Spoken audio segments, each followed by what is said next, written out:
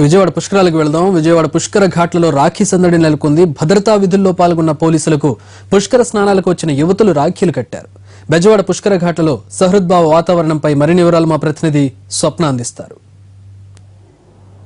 ఓ పక్క కృష్ణా పుష్కరాలు, మరో పక్క గురు పౌర్ణమి, ఇంకో పక్క శ్రావణ మాసం, మొత్తం మూడు కలిసి రావడంతో కృష్ణా పుష్కరాల కోసం భక్తుల రద్దీ ఈరోజు మరింత పెరిగిందనే చెప్పొచ్చు. అయితే ఈ రాఖీ పౌర్ణమి పురస్కరించుకుని కృష్ణా పుష్కరాలకు వచ్చే భక్తులందరూ కూడా వారి వారి పిల్లలతో కుటుంబ సమేతంగా ఇక్కడకు విచ్చేసి వారి యొక్క పిల్లల్ని వారి ఆత్మీయత అనురాగాలకు ప్రతీక అయిన రాఖీ పౌర్ణమిని పురస్కరించుకుని ఈ కృష్ణమ్మ సాక్షిగా ఆ అన్న చెల్లెలికి లేదంటే ఆ తమ్ముడు ఆ అక్కకి ఒక రక్షణగా ఉండాలి అని భావిస్తూ జరుపుకునే ఈ రాఖీ పౌర్ణమి ఈరోజు ఈ కృష్ణమ్మ చేత జరుపుకుంటున్నారు. అదే విధంగా ఇక్కడ కొంతమంది విద్యార్థులు ఉన్నారు.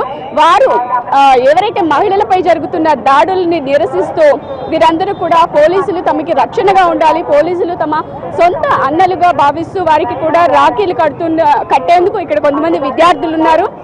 మహిళలందరికీ కూడా రక్షణగా ఉండాలని చెప్పి తమ సొంత కుటుంబ సభ్యులుగా భావిస్తూ ఇక్కడ వారికి రాఖీ కడుతున్న దృశ్యాలైతే మనం చూస్తూ ఉన్నాం. గతంలో ఎన్నో ఆడపిల్లలపైన ఎన్నో అత్యాచారాలు, హత్యలు జరిగిన ఘటనలు ఉన్నాయి. ఇవన్నీ కూడా రూపుమాపాలి. ఇవన్నిటినీ కూడా ఎంతవరకు సాధ్యమైనంత వరకు వీరందరికీ రక్షణ కల్పించాలని వీరు ఉన్నారు. మాట్లాడదాం. చెప్పండి, మీరు పోలీసులకి రాఖీ కట్టారు ఈరోజు, కారణం? మేము వాళ్ళని ఫ్యామిలీ మెంబర్స్గా అనుకుంటున్నామండి. లాస్ట్ ఇయర్ అలా అనుకోండి చాలా జరిగాయి అమ్మాయిల మీద. మేము కాలేజ్కి వెళ్ళడానికి భయపడుతున్నాము. వాళ్ళకి తోచింది వాళ్ళు చేయమనండి. ఇంకా మొన్నే చెన్నైలో యాక్సిడెంట్ జరిగింది. సో వాళ్ళ పోలీసులు అవసరం లేదు, పక్కనే సాటి మనుషులు ఉన్నా అక్కలు చెల్లెలు ఎవరైనా వాళ్ళు కూడా హెల్ప్ చేస్తే కొంచెం డెవలప్మెంట్ అంటే ఇదంతా కాదండి. సొసైటీకి అమ్మాయిలకనే కాదు అబ్బాయిలకు కూడా జరుగుతూ ఉన్నాయి చైన్స్ మ్యాచింగ్ అవన్నీ. సో అవన్నీ కాలేజ్కి వెళ్ళడానికి కూడా భయం వేస్తుంది. ఇంకా పేరెంట్స్ కూడా లేట్ అవుతుంటే భయపడుతున్నారు. చెప్పండి. అదే వాళ్ళని మా అన్నయ్యలుగా భావించి వాళ్ళకి రాఖీ కట్టామండి. వాళ్ళు అంటే లేడీస్కనే కాకుండా మామూలుగా బయట వాళ్ళకి అందరికీ కూడా కొంచెం హెల్ప్ చేయాలి. అంటే ఇప్పుడు హెల్ప్ చేయట్లేదని కాదు, వాళ్ళతో పాటు మిగతా ప్రజలు కూడా సపోర్ట్గా ఉండాలి. వేరే వాళ్ళకి జరిగితే మనకేంట్లే అని పక్క నుంచి వెళ్ళిపోకుండా వాళ్ళు కూడా ఏదైనా జరిగినప్పుడు వాళ్ళు కూడా రియాక్ట్ అవ్వాలి. మీరు చెప్పండి.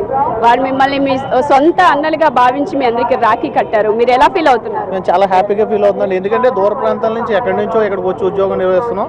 మా చెల్లెలతో ఇంటి దగ్గర రాఖీ కట్టించుకోలేని ఆ బాధ అనేది మాలో ఉంది ఉద్యోగంలో. ఈ రోజు ఈ చెల్లెలు కట్టినందుకు చాలా ఆనందంగా ఉంది. మీరు ఎలా ఫీల్ అవుతున్నారు? చాలా ఆనందంగా ఉందండి. మేము బయట నుండి వచ్చాం, ఈస్ట్ గోదావరి నుండి వచ్చాము. ఇక్కడ చూసి ఒక బిడ్డలు చేసినట్టు, ఒక సోదరి మనులు చేసినట్టు ఉన్నది. చాలా హ్యాపీగా ఉన్నాం. ఓకే అండి. ఇది పోలీసు వారు చెప్తున్నది కూడా. వాళ్ళకి చిరు కానుకల్ని కూడా అందజేస్తూ ఉన్నారు మన ఎన్టీవీ సమక్షంలో. సో వీళ్ళందరూ కూడా చాలా హ్యాపీగా ఫీల్ అవుతున్నారు. మాకు మా సొంత అన్నలుగా భావించి మేము రాఖీలు కట్టాం, మాకు రక్షణ కల్పించాలి అని చెప్పి వీరందరూ కూడా, అంటే గతంలో జరిగిన ఎన్నో ఆడపిల్లలపై జరిగిన ఘటనలు ఉన్నాయి. ఒక రైల్వే స్టేషన్లో ఒక మహిళని ఒక అతను పొడిచి వెళ్ళిపోతుంటే పక్కనున్న సమాజంలో ఎవరు పట్టించుకోకుండా వదిలేశారు. తను అక్కడే మరణించిన ఘటనలు ఉన్నాయి. ఇవన్నీ కూడా మా దృష్టిలో ఉన్నాయి. కాబట్టి మేము బయటికి వెళ్ళాలంటే మేము వెళ్ళలేకపోతున్నాం, భయపడుతున్నాం, మాకు రక్షణ కావాలి అంటున్నారు విద్యార్థులందరూ కూడా. ఇది ఇక్కడున్న పరిస్థితి. కెమెరామెన్ మీరాతో స్వప్న, ఎన్టీవీ, విజయవాడ నుంచి. అదే కృష్ణా పుష్కరాల్లో రాఖీ పౌర్ణమి సందడి. ఇక కృష్ణా పుష్కరాలకు తోడు రాఖీ పౌర్ణమి కూడా కలిసి రావడంతో పెద్ద సంఖ్యలో భక్తులు దుర్గమ్మను దర్శించుకునేందుకు తరలిస్తున్నారు. మరోవైపు చెప్పులతో వచ్చే భక్తులకు కష్టాలు తప్పడం లేదు. ఘాట్ రోడ్ మొదట్లోనే చెప్పులు వదిలేసి వెళ్లాల్సి వస్తోంది. మరిన్ని వివరాలు మా ప్రతినిధి హరీష్ అందిస్తారు. కృష్ణా పుష్కరాలు ఈ రోజు 7వ రోజు చేరుకున్నాయి. పెద్ద సంఖ్యలో భక్తులు అమ్మవారి దర్శనానికి తరలి వస్తున్నారు. ఒకవైపు కృష్ణమ్మ, ఇంకోవైపు దుర్గమ్మ కలిసి ఉన్నటువంటి నేపథ్యంలో ఒకవైపు కృష్ణానదిలో పుణ్యస్నానం అనంతరం పెద్ద సంఖ్యలో భక్తులు బెజవాడ దుర్గమ్మను దర్శించుకునేందుకు భారీ సంఖ్యలో తరలి వస్తున్నారు. చూసుకుంటే కనుక ఉదయం 3:30 గంటల నుంచి అమ్మవారి దర్శనం ప్రారంభమైంది. ఆ తర్వాత నుంచి ఇప్పటి వరకు కూడా 9 గంటల వరకు కూడా అధికారిక లెక్కల ప్రకారం దాదాపుగా 70,000 మంది వరకు కూడా భక్తులు అమ్మవారిని దర్శించుకున్నారని చెప్పి అధికారులు అంచనా వేస్తున్నారు. ఇంకోవైపు చూస్తే కనుక రష్ కూడా బాగా పెరుగుతుంది. తెల్లవారుజాము నుంచి కూడా భక్తులు క్యూ లైన్లో నుంచి ఉన్నటువంటి నేపథ్యంలో దూర ప్రాంతాల నుంచి వచ్చినటువంటి భక్తులు ఎవరైతే ఉన్నారో వాళ్ళంతా కూడా క్యూ లైన్లో ఉన్నారు. వాళ్ళందరికీ కూడా మెరుగైనటువంటి క్యూ లైన్ ఏర్పాటు చేసేటువంటి క్రమంలో ఉన్నారు. చెప్పండి, ఎక్కడి నుంచి వచ్చారు, అసలు ఎలా ఉంది, వాట్ ఈస్ యువర్ ఫీలింగ్, ఎలా ఫీల్ అవుతున్నారు? గుంటూరు నుంచి వచ్చామండి. బాగానే ఉంది, బాగానే పుష్కరాలకు వచ్చాము, బాగానే ఉంది. రైట్, మీరు చెప్పండి ఎక్కడి నుంచి వచ్చారు, అసలు ఎలా ఉంది, ఎలా ఫీల్ అవుతుంది? గుంటూరు నుంచి వచ్చామండి. బాగానే ఉంది, కాకపోతే జనాలు కూడా ఎక్కువ పెరిగిపోయారు.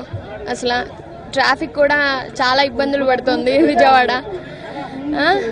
ఇంకా ఘాట్ రోడ్ నుంచి ఇంకా కింద నుంచి పైకి నడవాలంటే బాబోయ్ చాలా ఇబ్బందికరంగా ఉంది అసలుకి అందరికీ కూడా. అక్కడి నుంచి పెట్టారు కదా. రైట్, మీరు చెప్పండి ఎలా ఉంది, ఇంత రష్ ఉంది, బాగా క్రౌడ్ ఉంది, జనం నడవడం ఎలా ఉంది? అంటే నడవాలి, దానివల్ల ఇబ్బంది.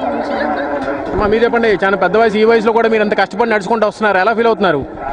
బాగానే ఉంది, బాగా హ్యాపీగా ఉందండి. దూర ప్రాంతాల నుంచి కూడా భక్తులు పెద్ద సంఖ్యలో తరలి వస్తున్నటువంటి నేపథ్యంలో ప్రస్తుతం మనం చూస్తున్నాం ఇక్కడ చెప్పులకు సంబంధించినటువంటి సమస్య ఏర్పడింది. చెప్పులకు సంబంధించి రాకపోకలకు సంబంధించి ఒకవైపు కొండ మీదకి వెళ్ళాలి, ఇంకోవైపు కొండ మీద నుంచి కిందకి దిగాలి. దీంతో కొండ మీదకి పాదరక్షకులకు వేసుకెళ్లేటువంటి వీలు లేకుండా పోయింది. ఆ వీలు లేనటువంటి నేపథ్యంలో భక్తులంతా కూడా చాలా అవసరపడాల్సినటువంటి పరిస్థితి ఏర్పడింది. దీంతో వందలాదిగా చెప్పులంతా కూడా ఇంద్రకీలాద్రి దిగువనే ఉండిపోవాల్సినటువంటి పరిస్థితి. ఒకవైపు ఎంట్రీ మార్గం, ఇంకోవైపు దిగువ మార్గం. దిగువకు వచ్చేటువంటి రూట్లో మళ్ళీ భక్తుల్ని తిరిగి చెప్పుల వరకు అనుమతించకపోవడంతో ఇక్కడి వరకు చెప్పులు వేసుకొచ్చినటువంటి భక్తులు ఎవరైతే ఉన్నారో, దూర ప్రాంతాల నుంచి వచ్చినటువంటి భక్తులు ఎవరైతే ఉన్నారో వాళ్ళందరూ కూడా చెప్పుల్ని ఇంద్రకీలాద్రి దిగువనే వదిలేసుకొని వెళ్ళిపోవాల్సినటువంటి పరిస్థితి ఏర్పడింది. దీంతో భక్తులు మాత్రం కొంత అవస్థలు గురవుతున్నటువంటి పరిస్థితి. అయితే రష్ కూడా ఎక్కువగానే ఉంది. అదే సమయంలో వేగంగా దర్శనం అయిపోతుంది. దర్శనం అనంతరం భక్తుల్ని పెద్ద సంఖ్యలో తీర్థప్రసాదాలు అందించి పంపిస్తున్నారు. ఇంకోవైపు చూసుకుంటే కనుక ఉదయం నుంచి కూడా తెల్లవారుజాము 3 గంటల నుంచి 9 గంటల వరకు కూడా రికార్డు స్థాయిలో దాదాపు 70,000 మంది వరకు కూడా భక్తులు అమ్మవారిని దర్శించుకున్నారని చెప్పి అధికారులు చెప్తున్నారు. ఇంకోవైపు చూస్తే రష్ కూడా భారీగా పెరిగినటువంటి నేపథ్యంలో దర్శనాన్ని వేగవంతం చేసేందుకు అంతరాలయ దర్శనాన్ని అధికారులు తీసివేశారు. అంతరాలయ దర్శనం లేకుండా శీఘ్ర దర్శనానికి ఏర్పాటు చేశారు. లోపలికి వెళ్ళి అమ్మవారిని దర్శించుకోవడం కాకుండా బయట నుండి అంతరాలయం నుంచి అమ్మవారి దర్శనానికి ఏర్పాట్లు చేశారు. ఇంకోవైపు సెటారీ కూడా భక్తులకి అందుబాటులో లేకపోవడం పట్ల కొంత అసంతృప్తిని వ్యక్తం చేస్తున్నారు. దూర ప్రాంతాల నుంచి వచ్చినటువంటి వారు సరైనటువంటి సమాచారం అందుబాటులో లేదు. కొండవైపుకి వెళ్ళటం, అదేవిధంగా కిందకి దిగి రావడం, ఈ రెండు కొంత వేరు దారులు కావడంతో కొంత అసౌకర్యమైనటువంటి పరిస్థితి ఏర్పడిందని చెప్పి భక్తులు చెబుతున్నారు. ఇంకోవైపు చూస్తే క్యూ లైన్ కూడా కొంత పెరిగినటువంటి నేపథ్యంలో రాకపోకలకు సంబంధించినటువంటి వ్యవహారం కొంత ఇబ్బందిగా మారినటువంటి పరిస్థితి. సమాచారం అనేది భక్తులకు చేరటలేదు. చేరకపోవడం కారణంగానే చెప్పులు వేసుకొచ్చినటువంటి భక్తులు ఎవరైతే ఉన్నారో వాళ్ళందరూ కూడా తిరిగి మళ్ళీ ఇక్కడికి రావడానికి వీలు లేకుండా పోయినటువంటి పరిస్థితి కనిపిస్తుంది. ఇది ఇక్కడ ఉన్నటువంటి పరిస్థితి. కెమెరా పర్సన్ సురేష్తో హరీష్, ఎన్టీవీ, విజయవాడ.